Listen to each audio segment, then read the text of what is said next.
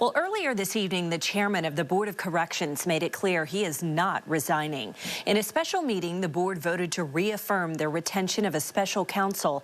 They also voted to move anyone who reports to the Secretary of Corrections to their direct supervision. Chairman Benny Magnus's announcement that he is not resigning is in response to a letter from the governor. The governor's letter says, quote, "You suspended Secretary Profuri and filed frivolous litigation against the state, resulting in great expense to our taxpayers, all in an effort to maintain the status quo. The status quo in Arkansas is exactly what placed us in this situation." The governor goes on to say, quote, "It is at this time that I must call for your immediate resignation. It's clear that the Board of Corrections is incapable of rational, reasonable, or fiscally responsible decision-making under your leadership." This is just the latest in the continuing power struggle between the Board of Corrections and the governor, the Attorney General, and the Secretary of Corrections.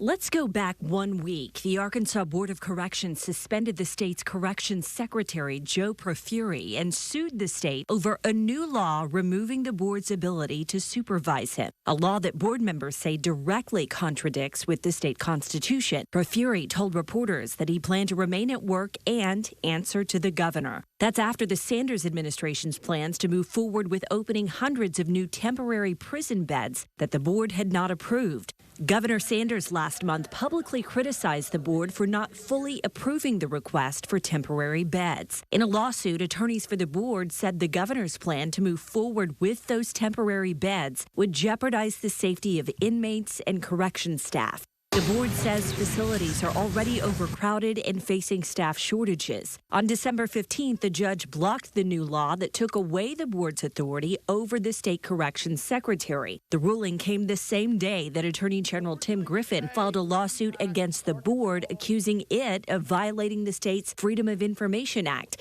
when it approved hiring an outside attorney to represent it. But the court has ruled that the Attorney General needs to settle his case with the Board of Corrections or his suit will be dismissed. Griffin responded with another motion telling the court that settling is not within Arkansas law and he would pursue it regardless. The motion also told the court to dismiss his case if it wished. So where are we now? Well, the governor has rejected a plan submitted by the board to activate 138 Arkansas National Guardsmen to serve in non-inmate supervisory and security positions. We reached out to the governor's office and the AG's office for comment today. The Attorney General responded, saying they are monitoring the board's actions closely. We are watching this story and we'll bring you updates every step of the way.